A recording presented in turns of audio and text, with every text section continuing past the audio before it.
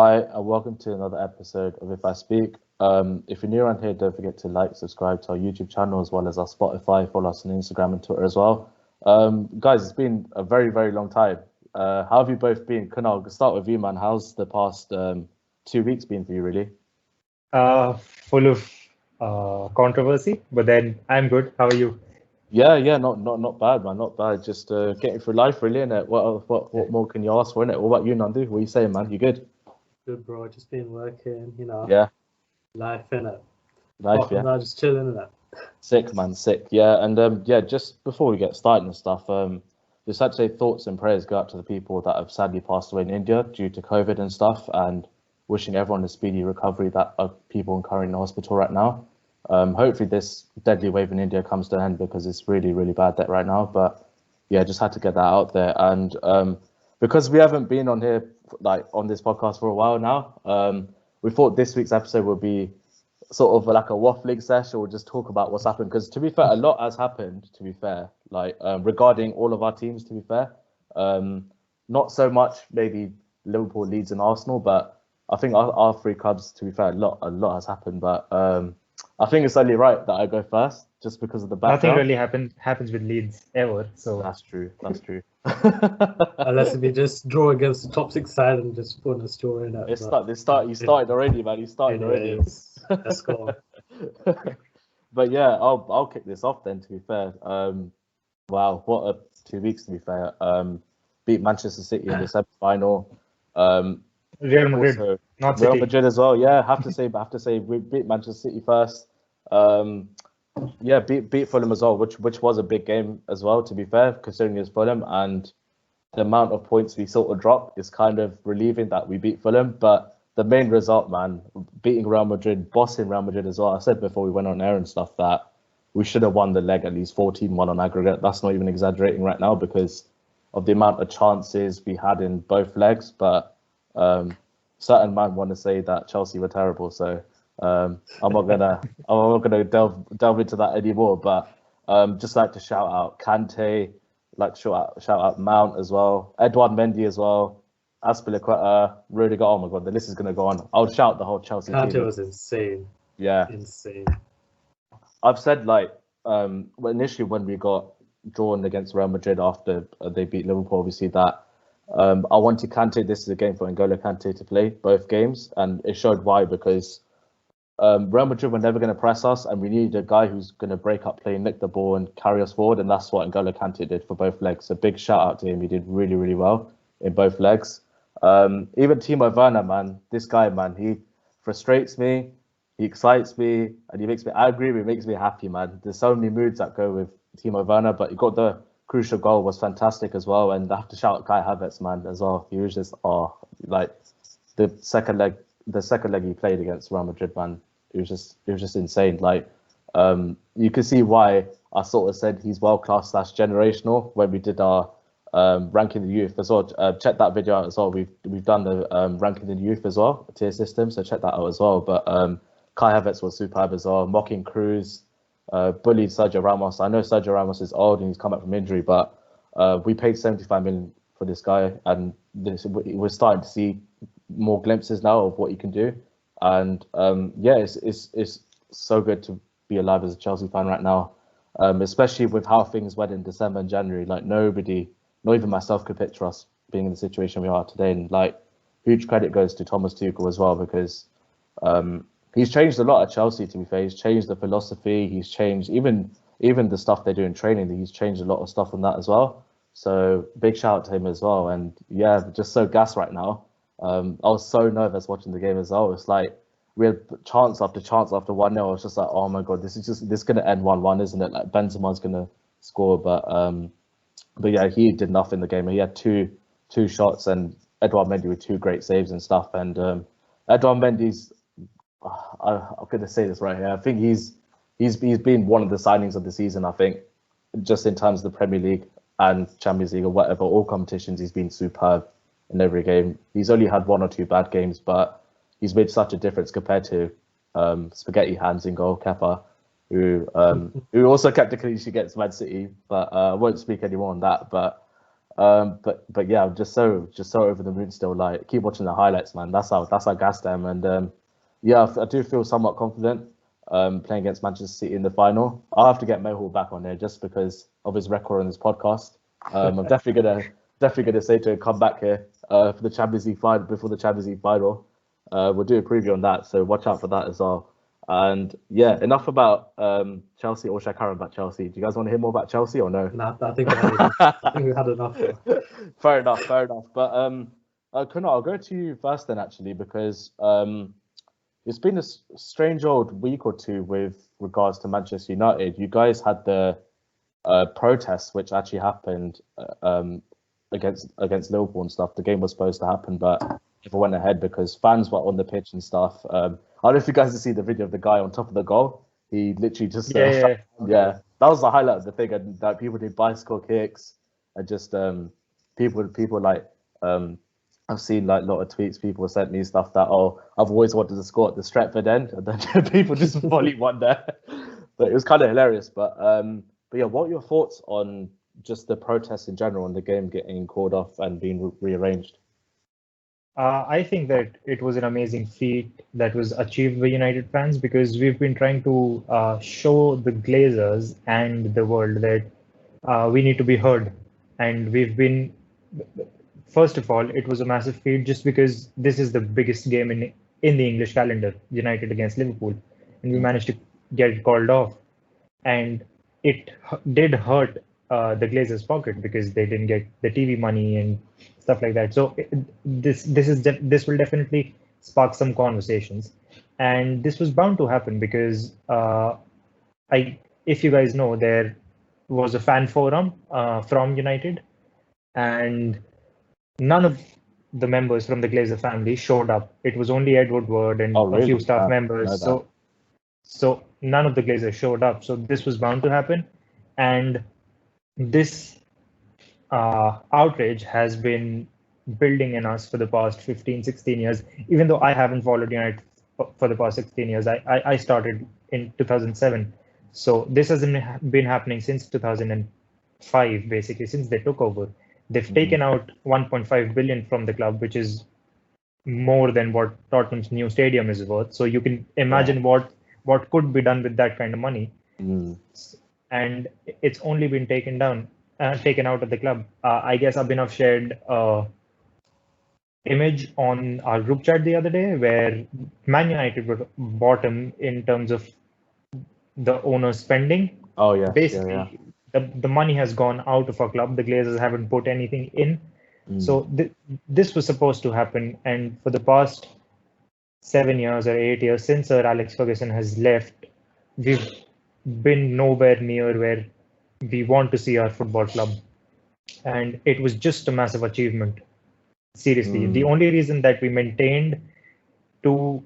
continued winning the Premier Leagues, we won the Champions League under Sir Alex Ferguson, even after the Glazers, was because Sir Alex Ferguson was a genius, is a genius, and will always remain the greatest English manager of all time. But then nobody can fill his boots, right? Nobody can take over what Sir Alex Ferguson did. And that is why we see that the Glazers effect taking down United, and all we are for them, all United as a club are for them, is a business who they like to milk us like their cow. And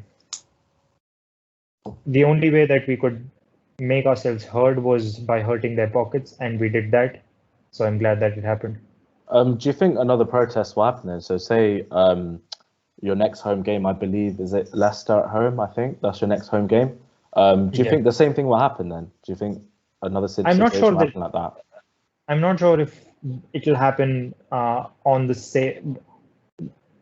that exact day, but then there are more protests coming in. So the protests are being arranged by a lot of United fan clubs around the world, and I haven't heard of anything of that sort, that there is a protest going to happen, because when the protest before the Liverpool game happened, I heard about it almost a week before that. So this took a lot of planning. That is why there was such a big crowd. That is why a lot of people came out, and whatever happened. I'm completely against the violence. I'm completely against breaking down of gates, getting onto the pitch, damaging the pitch in any regards. But this was supposed to happen, and next home game probably not. But I think that come the end of the season, we are going to see another protest.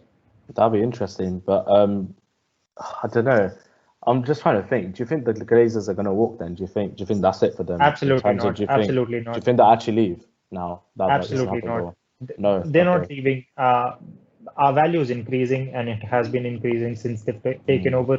And United will always remain this massive brand. We get the best sponsorships. They get paid. They take money out of the club. Fans will, no matter what happens, fans will not stop buying merchandise because they love the club at the end of the day. So once the new jerseys come out, everybody's going to go out and buy one because they want the new United kit. And there might be a select few people who don't go and buy it, but then in the bigger picture, it really doesn't matter. And the Glazers are not going to walk away. What they're probably going to do is spend 100 million or 150 million in the summer and ask us to forget what happened in the past. So that's going to happen. Yeah, with regards to, I don't know if you've seen the video of Avram. Is it Avram Glazer? Yeah, Avram. Refusing to apologize for the Super League stuff. What do you make of all that and stuff? So me and Abhinav were really angry when the Liverpool owners and United owners came out and gave their apology. Yeah. At least the Liverpool owner recorded a video about it and put it out there. We did not see that. That was the fakest video ever. At least there was some sort of fake apology. We didn't get anything. Yes, but at least that was one extra effort, True. One extra step that they took. The United owners, the Glazer family, didn't do anything. All they did was throw out an article on the United app, and it was probably written by some marketing guy and not even the Glazers themselves. So I'm really pissed off at the Glazers, but I don't know how to take it out. I don't know how to take the frustration out because it has been building inside all United fans, all age groups, and this will continue. So it's better to protest outside Old Trafford and show it rather than screaming out on camera. Yeah, that's true. And then, we'll go to London next. And thanks for that, by the way, Kunal. Before I start on Ryan Mason and stuff, are you expecting Tottenham to do the same thing with regards to Daniel Levy? Would there be a protest in your next home game, do you think? Or do you think something like that will happen? So there's been a protest organised for, I think it's 15th on Saturday. Saturday. Okay, yeah, so I think it was meant to be before a game against Aston Villa. Actually. Oh, is that? Okay, yeah. Aston Villa. I think that game's been moved to the week after for some reason. Oh, really? Let's just double check that. Yeah, I don't know why. Got moved to a Wednesday. Oh, was it moved to Wednesday? Okay. Yeah. So I think regardless, there's going to be a protest about it, and I think the supporters trust. They were meant to meet up with Daniel Levy about discussing the changes that they want to bring into the club. I think there were 6 specific points they wanted to bring up, but everyone in the group literally rejected the meeting and said that they want to meet with Joe Lewis. He's like the main owner of the club basically, alongside with Daniel Levy. So I'm guessing until he actually responds to actually meeting with the club or with the trust in general, that's when the actual meeting will take place. But with ENIC in general, bro, I don't think there's any hope at all. I literally just saw stuff right now, yeah. In terms of owner financing, out of the big 6, we're the lowest. 15 million over the past 10 years, alongside with Arsenal. Wow. Clubs in comparison with clubs like City. Us probably as well. City and Chelsea, they're top. Yeah, not surprised. So, I know I've only been following Tottenham for probably 5-6 years now, but from other fans, you can tell from Twitter and stuff, you can tell that everyone's had enough with it. Over the past 20 years, there's barely been any investment coming into the club. And how many trophies have we got to show for it? 1. 1 trophy, that's it. That's where all this Spursy stuff comes from. If there's no investment coming into the club, how? What are we meant to do? As a fan base, we're just meant to take the L with it and bounce. unless there's an actual change. Like before, at least you get to be happy about the documentary every season now. Exactly. This fucking documentary, yeah. Oh, the documentary. Like Jose, I don't get it. Why was he brought in?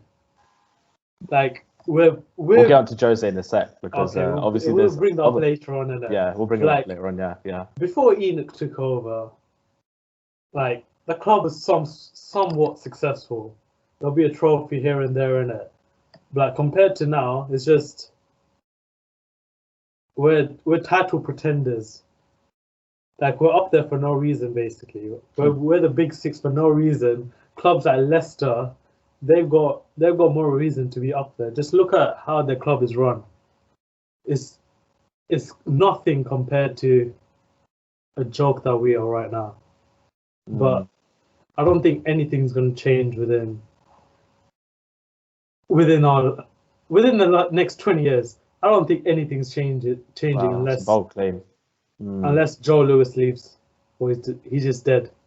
I hope he dies soon and that. I hope he just drops dead one day. Wow, that's some strong words, but it's weird because I think we did mention when all this Super League stuff was going on, like what a week that was as well. But that a potential Saudi Arabian owner was going to take a potential takeover. I don't know. Apparently, one of the clubs were folding in basically to sell the club. Do you think it could be one of your clubs? Because we know it's not Arsenal because of the stuff going on with the Spotify owner Daniel Ek right now. That Arsenal takeover is not happening.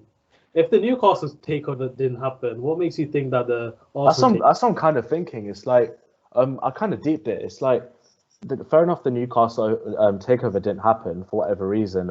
Because Mike actually was willing to sell at the time, but exactly. I think the Premier League actually rejected it. But if I was the Saudi owners, I'd be looking in London, especially, and with Arsenal, they might have their the Spotify owner taking over and stuff. That might all be done and stuff. But if you're looking at a brand new stadium, at the time, obviously Jose was in charge, and whoever comes in next, potentially, you've got good players like Harry Kane and Son there.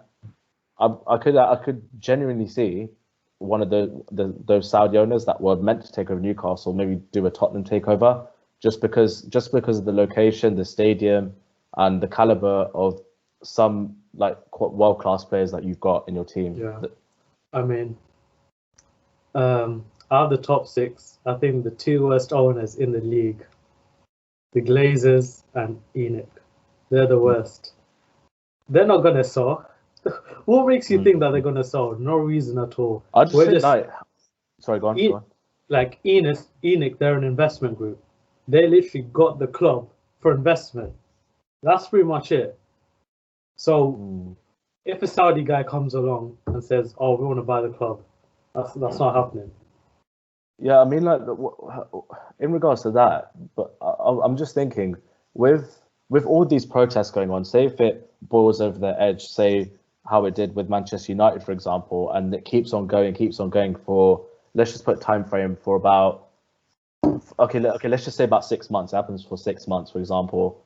A lot of fans angry and stuff, a lot of protests every day. Do you think there'll be a certain time when they'll think, oh yeah, we need to sell up because fans are clearly not happy? Or do you think regardless they'll just care about the money really for themselves? It's not going to happen. It's tough, obviously. It's tough. Yeah. First of all, every time Glazers out trends on Twitter, you can see the next day it's Ollie out, and you can literally buy these trends. You can literally you can pay for people, and they tweet for you. So they are well versed in running businesses. Both these guys, the Glazers and Enoch, and they know how to handle these sort of situations, because I guess that even from inside the organization, might be some kind of anger, there might be some kind of protest, because I know that the United employees have been working at United for a very long time, and they would be unhappy about the situation that we are in. So there should be something from inside the organization as well, but they know how to handle it very well. They're proper businessmen. Exactly, and Glazers and ENIC have been at the club for 20 years. You're telling me that they've gone through this for the past 20 years with Glazers out, ENIC out, trending, probably a couple times a year. You're telling me that now like once all the fans come together, it's going to change. It might change the structure of certain things within the club, like how Chelsea are bringing fans to board meetings. Apart from that, I think there'll be structural changes, but with the actual owners, it's not going to change. Yeah, all these protests will probably do is force the government into taking some sort of action in terms of putting the fans into contention of being heard. So they'll probably put the 50+1 or something of that sort. Not exactly that, but it's going to force the government more than it will force the owners, because the owners are leeches. They're just going to suck out blood. Yeah, and I think with Arsenal, with Kroenke out, I don't know if that makes sense, because they've only had a full takeover in that 2018.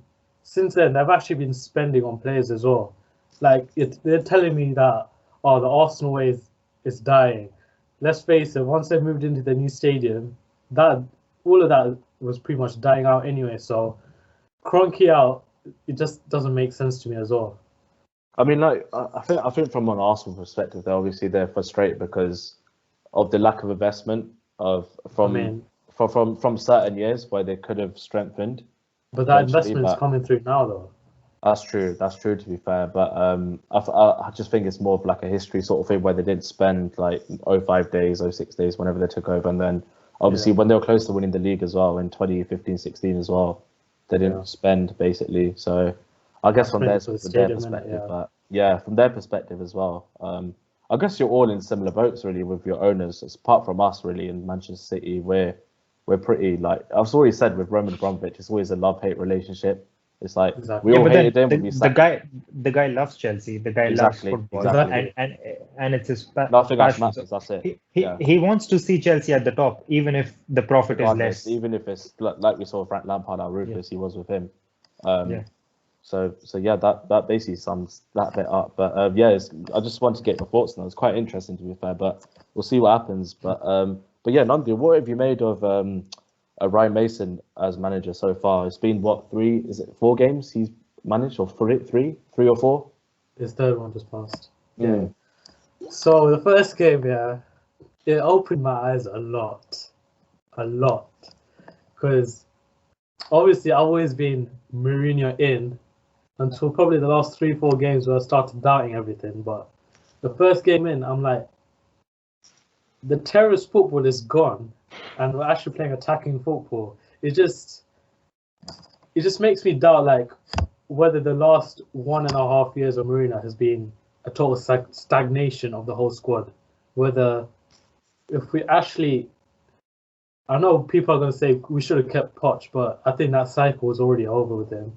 But if we actually had a proper appointment with the manager, playing not fossil football in it, but attacking football, but it made me wonder that whether all this stagnation is just caught up with us now, and whether the players aren't actually as bad as I think they are.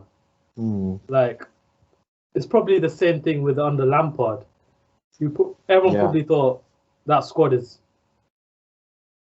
top 4 material, but not exactly title contenders. But now, under Tuchel, you're saying Champions League final, FA Cup final, and next season, I think you're going to be in the title race alongside with City. I don't think Liverpool are going to go for it, but it's making me smile now.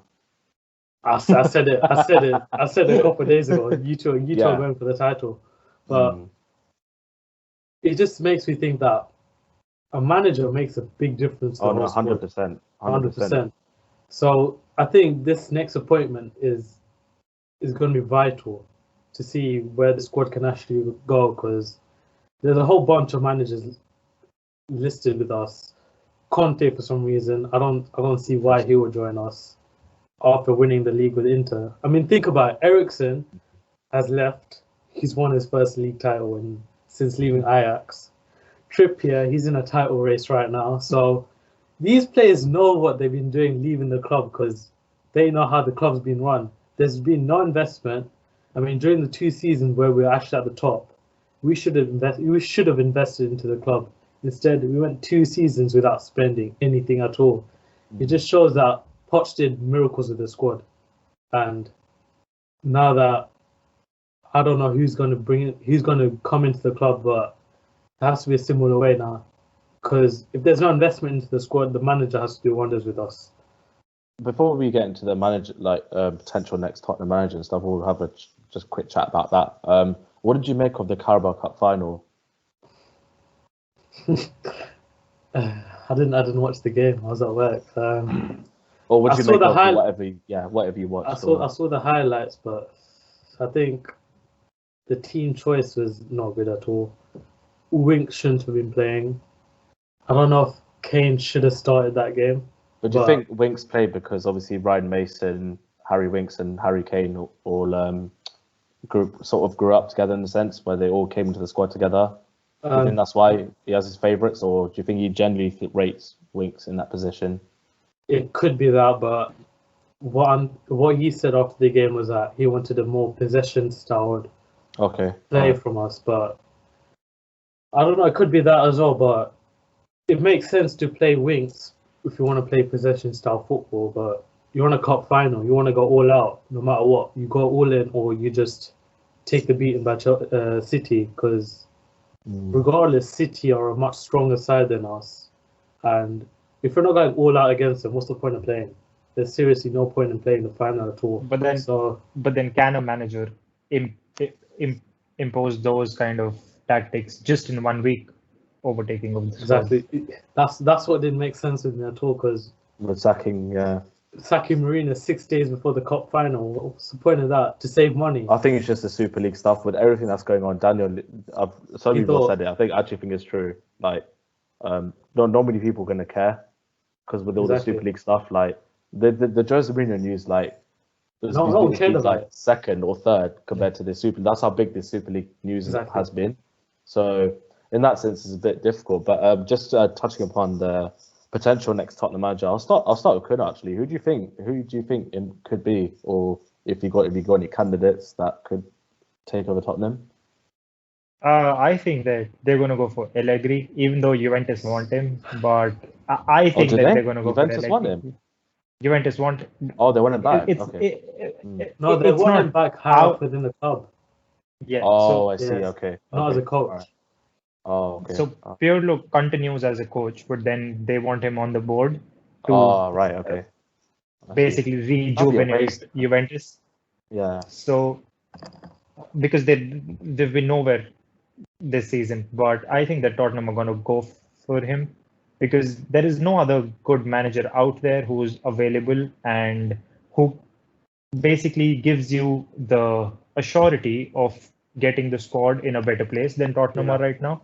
Allegri does that. The other managers, they can have their own projects, they can have something to build, but then there is no assurity that they can pull Tottenham into a top 4 race. But with Allegri, you can see that happening. But then he'll want investment as well. That's true as well.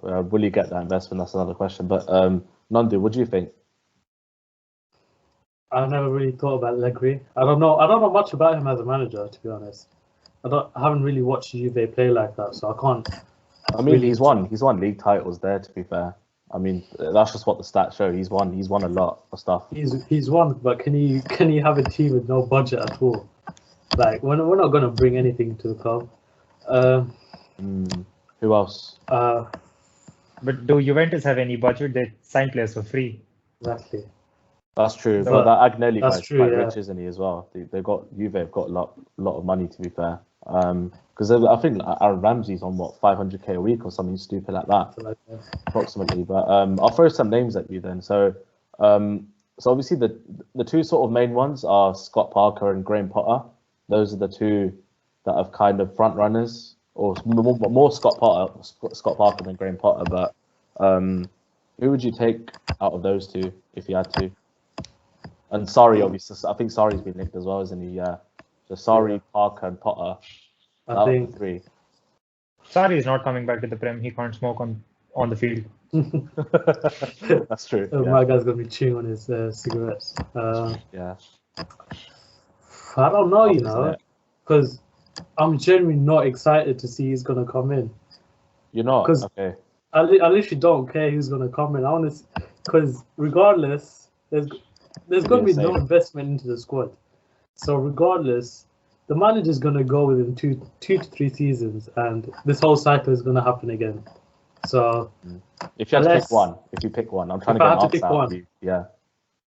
For the Sarri, okay, all right. Sarri, mainly because what he did with Chelsea was, I respect that. Underrated, but frustrating. Underrated. Yeah. But I think we have to get rid of players as well. I've said this for the past 3-4 months. We have to get rid of players. But now that Jose's gone to Roma, yeah. Good time to bring it up, to be fair. Yeah, you lead it, man. Go for it. So. I just realised this is like Jose Mourinho fan club like podcast, man. Yeah. I just clocked that now. I was like, wow. Okay, yeah. Sorry, go on. So Jose Mourinho gone to Roma. Heard he's interested in couple of our players now. Really? Yeah. Even with United as well. So if he takes, so what I've been seeing is that he wants Dyer, happily take him.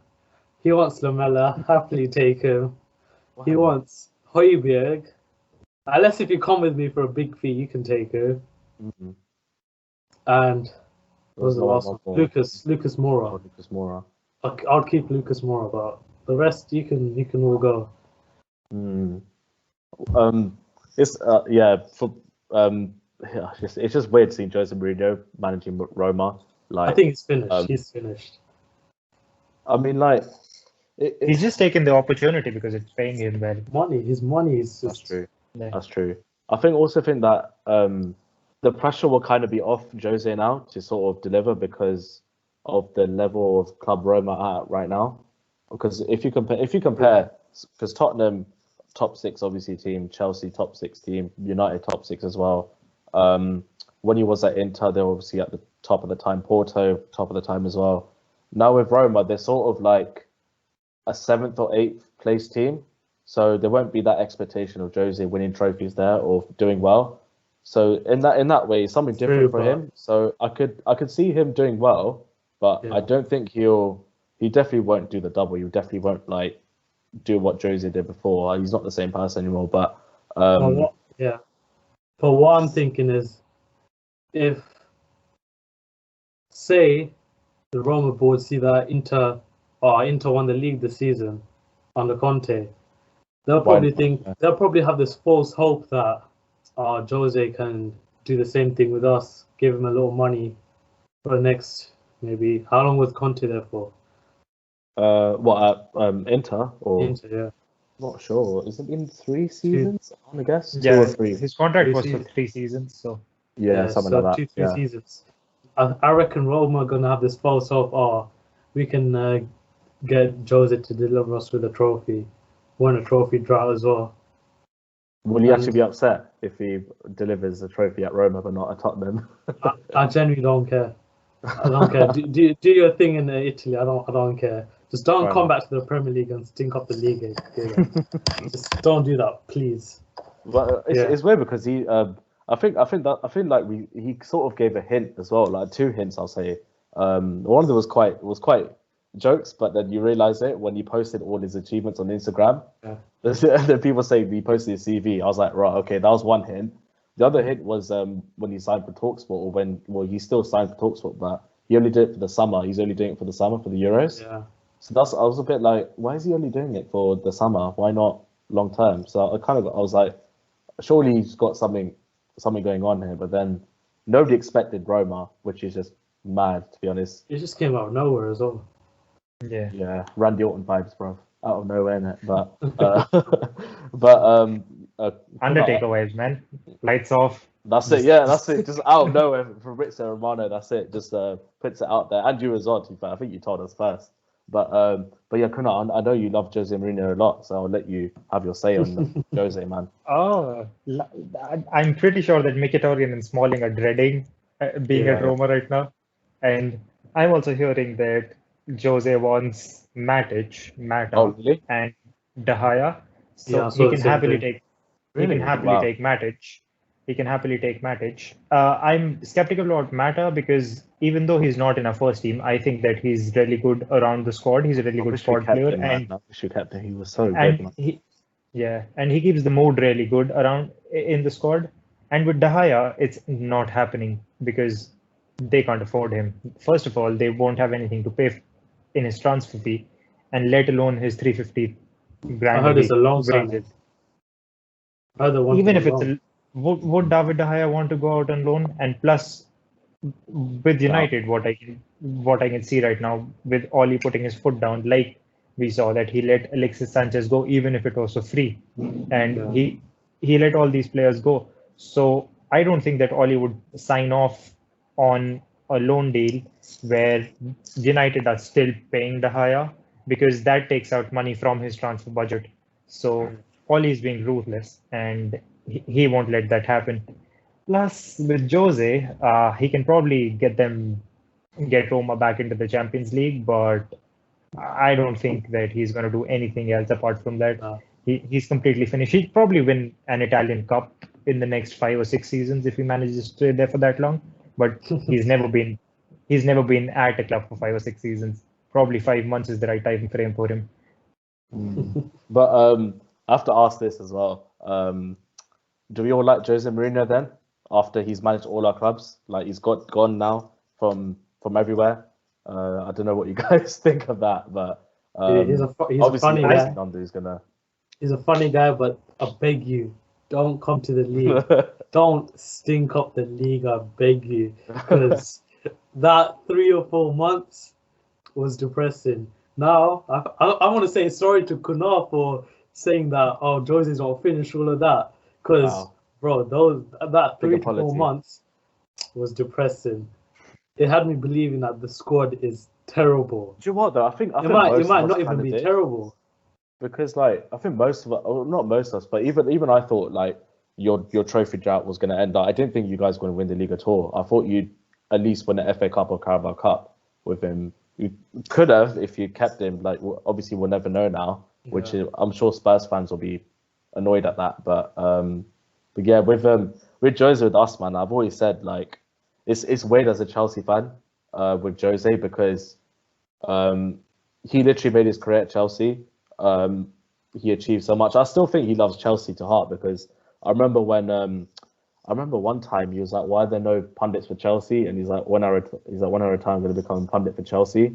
So I do think he still loves the club deep down as well. It's sort of split in the sense that some Chelsea fans love him, some hate him but I think mainly because he went to Tottenham. Like, not the fact he went to Man United, it's the fact that he went to Tottenham. That's why. Like, I still respect him, but I've sort of lost that respect in the sense that he went to Spurs. Yeah. So it's a weird one, but I know Kunal loves Jose a lot. I hate him. I hate him for the good. I have this another friend, Mehul, the one that's on the podcast, and one more Mehul I know, and Yeah. we all played football together, and those two Mehul are batchmates. So the other Mehul is a Chelsea fan, Yeah. and when Jose joined United, we spoke about it, and I was really happy that Jose is joining United. He's a top manager. He's going to probably bring us some trophies, and It's that we false haven't hope, seen. isn't it? I can't imagine from you guys, but he delivered for us. He did bring us trophies. He brought the Europa League in. He brought the League Cup in. He brought the Community Shield in, even though Community Shield is not a trophy. But he managed to get that. But I was hoping that Jose would make us title contenders, Premier League title contenders, and take us far in the Champions League. I've got a question. Yeah. Would you say he stagnated your squad? What would you say? Would you say that he stagnated your squad, like in terms of He definitely actual progress with the players? Definitely did, because I know that his favorite player was Scott McTominay, and Scott McTominay was his favorite player because Scott McTominay is somebody who can perform a job on the field. He's not somebody who goes. He's not a flashy player. He's not somebody who can do something magical on the field. So Scott McTominay was his favorite player. Mata was there, Rooney was there. Rooney was towards the end of his career. He brought in Zlatan because Zlatan loved him so much. He brought in Paul Pogba, one of the best midfielders in the world, but then Paul Pogba was really unhappy with him. So the whole squad was really, really unhappy. We saw that he brought in Mkhitaryan, let him go, brought in Alexis Sanchez, wasn't playing him. So we saw all of this under Jose. And yes, there were a lot of good performances and a lot of happy moments under him. But overall, in the 2.5 years he was at United, I think that most of the time I was dreading watching every game, because every time I switched on the TV to watch a game, I was just genuinely unhappy with how United were playing. And every time I had a thought that I could be doing something better right now rather than watching this shit. Wow, that's some interesting thoughts on both of you on Jose. Would you park the bus against Brighton? I wouldn't. Even if I was United manager. Even if I was United manager, I'm definitely sure that United would perform better against a team like Brighton than they did under Mourinho. It's mad, isn't it? But yeah, Jose's out the Prem now. Actually do wish him luck, to be fair. I mean, can't say any more, to be fair. I know you don't worry, but yeah. I think that Jose took the job at Tottenham only for one reason, because he wanted to get back at Pep, and he was like, I'll take Tottenham to a title and I'll make Tottenham win something, and that will prove that I'm better than Pep. I think it's a London thing as well. You know what I think? I think he's brought in. You see how we're filming that Amazon documentary? Yeah. I think he mainly came into the club for commercial purposes. It would make so much sense to the owners as well. Like Mourinho, the biggest. Well, that's a biggest big, comedian, movie, like Hindi movie or something. Yeah, like that. Yeah, the biggest comedian as a manager just comes into our club, turns us into even more comedians, but brings up the value of the club. I just think it's London as well, because I've heard that his family were in London, or they stayed in London, obviously because of his time at Chelsea. He settled in quite there as well. So I think London was a big factor as well. That obviously he wasn't going to go to Arsenal. Obviously not go back to Chelsea. Why would he go to like Palace, West Ham, or wherever? So Tottenham did make sense, and with the stadium as well. Like I think that's one of the main reasons why. I think even something like unfootball related, I think was the reason why he came back. But yeah. Trying to think, were there any other managers available at the time? When Jose came, Tuchel was still have really fired Poch. Really fired. We shouldn't have. Well, then you're on the manager. But I think that cycle was over with him, though. I still think that if he was given another 50-60 million every season, he could have left. He could have taken Tottenham to at least a trophy. That's what I think as well, genuinely. But I said to you yesterday that your 15, 16, 16, 17 team, even though I hate Spurs with my heart, with my blood and everything, but for those 2 years at least, I thought your team was good, like really good.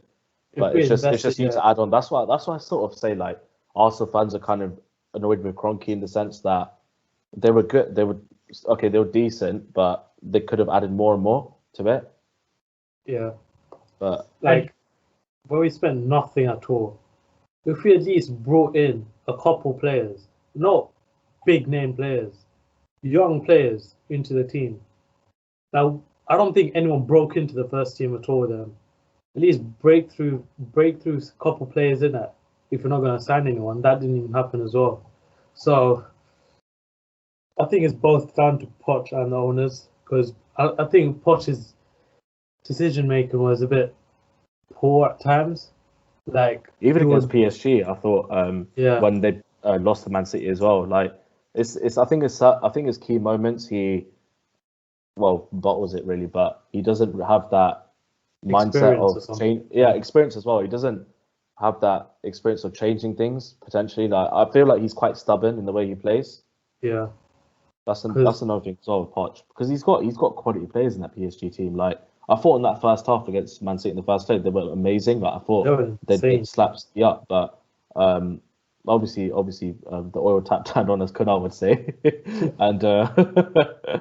and yeah, they did their business, to be fair. But we'll move on from Jose, because I'm sure you guys have had enough of talking talking about him. I can see Nambu's veins popping out now. He's getting angry, man. But yeah, we'll move on to we'll talk about the Champions League really, just generally.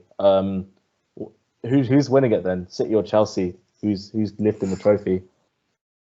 Or who do you want to win the trophy? Should I say?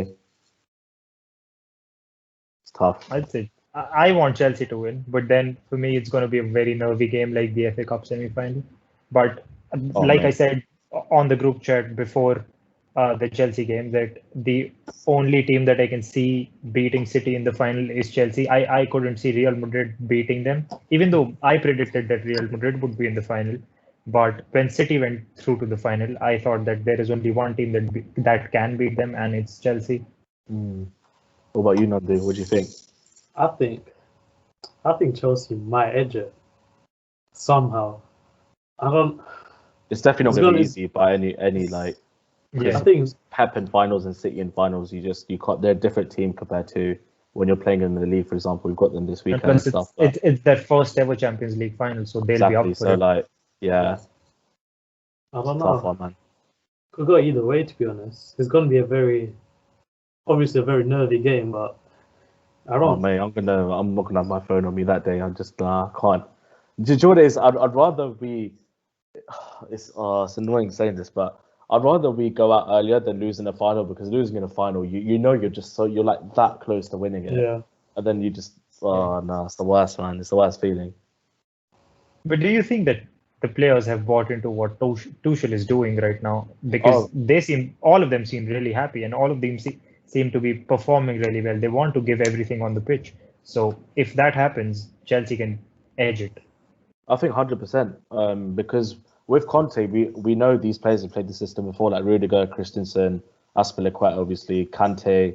Those are the main ones really. But we've played the system before and it's worked for us, like it did in that 16-17 season. And okay, fair enough, 17-18 finished 5th, but we still won the FA Cup that year. So even players that Lampard lost faith in, like players like Rudiger, somewhat Jorginho, him and Jorginho fell out sort of. The main one was Rudiger and Kovacic really, but now Rudiger's like playing really, really well. Like we've seen glimpses of what he looked like in his first season at Chelsea. But yeah, I do think everyone's bought into it. Like I said before, Tuchel's changed everything up, like training and stuff, and he's given everyone a clean slate except for Tammy Abraham and probably Billy Gilmore. Those are the only two I'd say. But with Billy Gilmore, you can't understand because of the position of players we've got, because we've got Kante, Jorginho, Kovacic, and then it's a weird thing, but he prefers playing Mason Mount as a pivot as well at times. So I just think Billy Gilmore will go on loan eventually, just because he's not sort of favoured at the moment, and he had a bad injury as well, so maybe that's hindering him. I'm not sure, but Tammy Abraham's definitely out the door though. We can tell he just don't fancy him at all, and I reckon we'll easily get at least 40 million for him just because of the English tax that's on there. Yeah.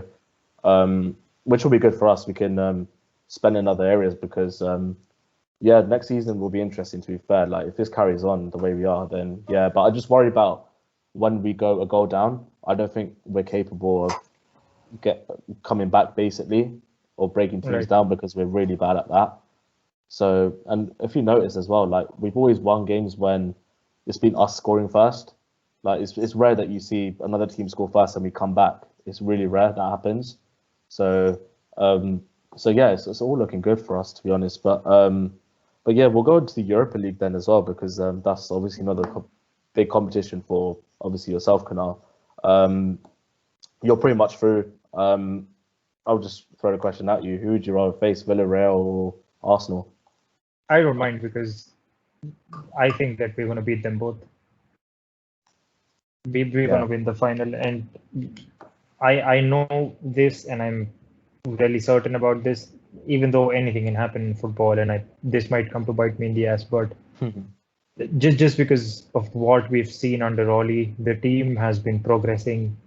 We finished with 66 points last season. We are at 67 this season with 5 games to go. We have been the closest to City than we have been under any manager before. I guess I had some weird stats over here.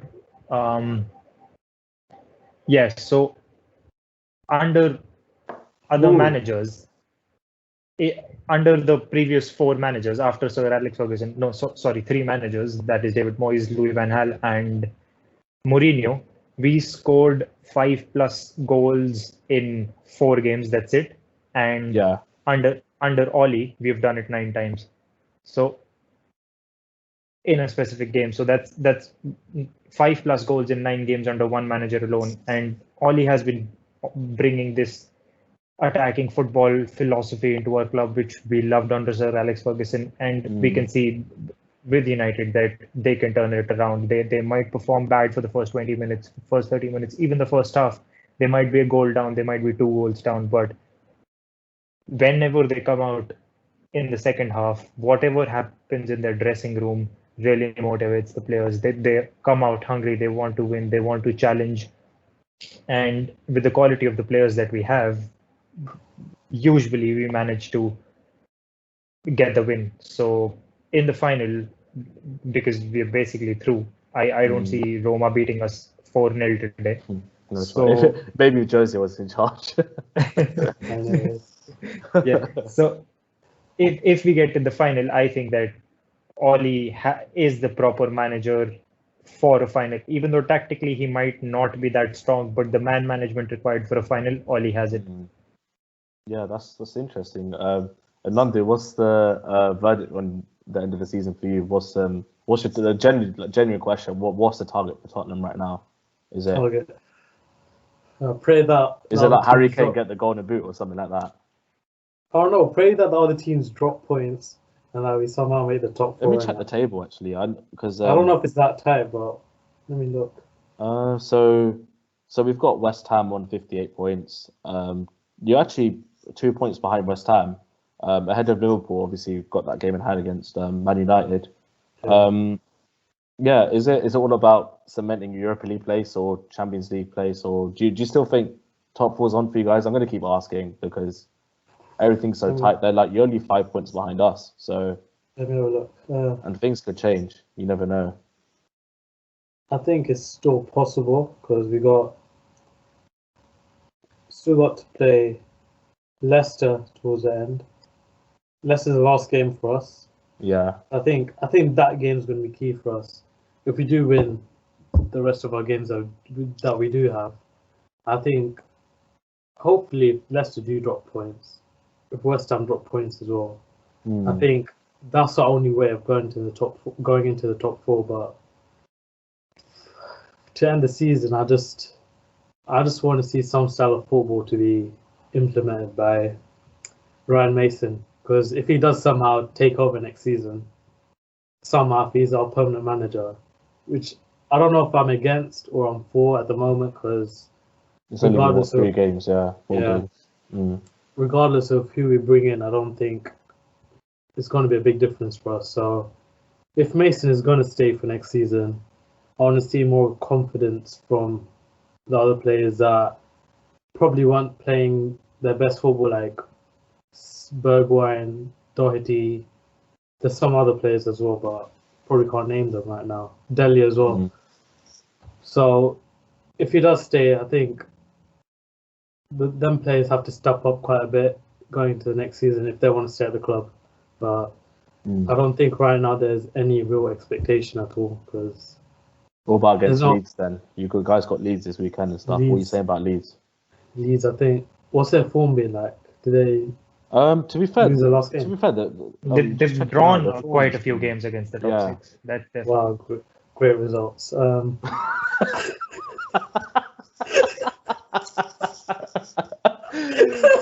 man. Oh man.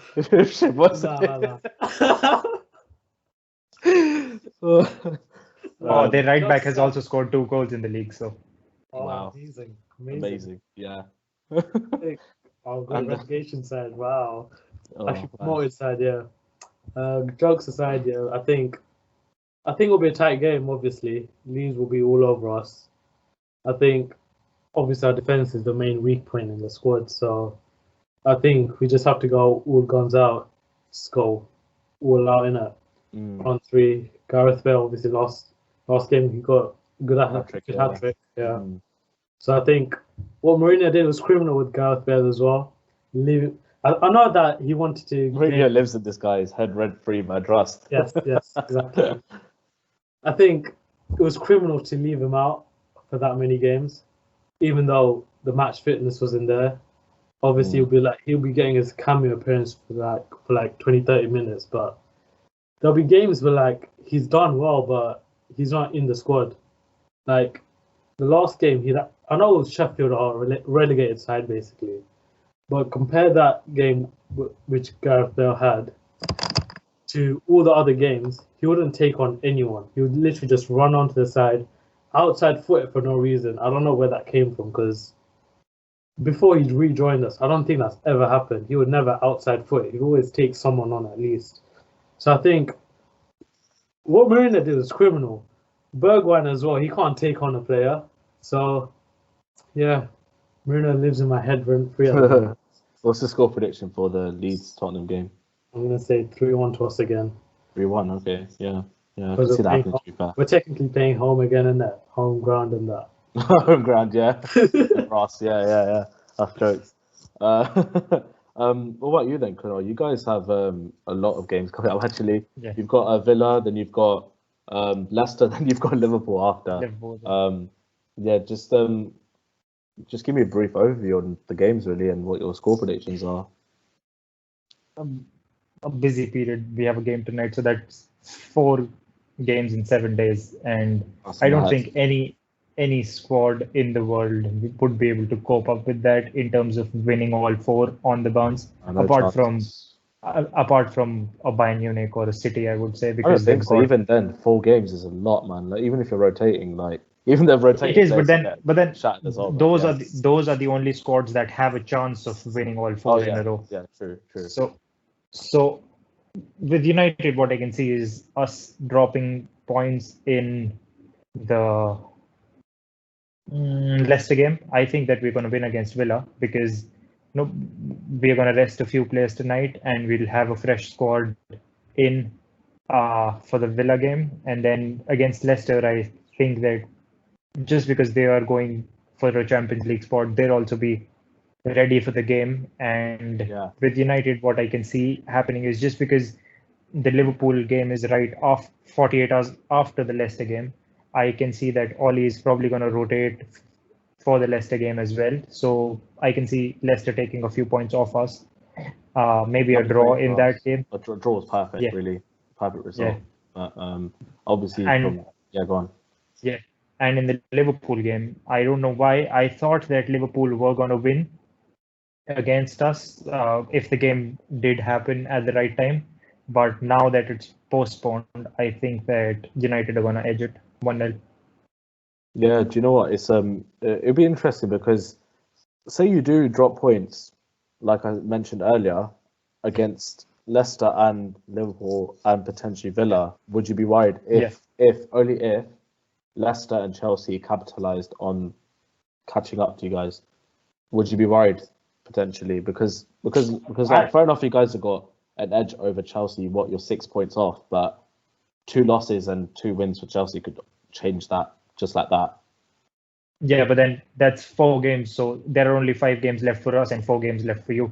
So with only 5 games left for us, I don't think that we're going to lose all 5 in any circumstances. Even if we draw all 5 games, I can see us getting top 4 easily. So I think that second spot is nailed on for us. And if we manage to drop a couple points, maybe third, but I don't see us dropping out of the top 4. No chance. Yeah, no, fair enough. Cheers for that. And regards to us, we've got Manchester City, funny enough, over the weekend. So a rehearsal for the final. With this game, I think it's gonna be a dead 0-0. I think it's gonna be such a boring game. I think because I think both teams will kind of fear each other.